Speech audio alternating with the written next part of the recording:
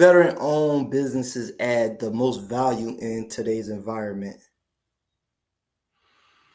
I think that the veteran-owned businesses add the greatest value in helping DoD innovate against the mission, right? And when I say DoD innovate against the mission, I'm not just talking about the warfighter mission, right? Supporting the munitions. I'm also talking about the reshoring of the manufacturing assets, right? The ensuring that we have throughput in supply chains that work in this nation. That's the greatest place that our veterans can make a contribution, because many of us during our service in that other nation, right, the armed forces, right, we worked with many elements of the logistics of the supply chain, right, Mhm. that are required to support a community, support a society, support a nation. So we understand, some of the nuances that you could tweak the system with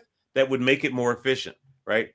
So taking that ingenuity and bringing it back into the process of, reshoring, revitalizing, only is going to put us as a nation in a position to take full advantage of that capability we invested in creating, right? We invested in creating the innovation that these servicemen and women have.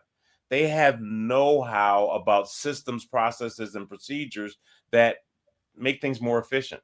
So we as a nation benefit by making sure that him and her who bore the battle is participating in our reshoring process.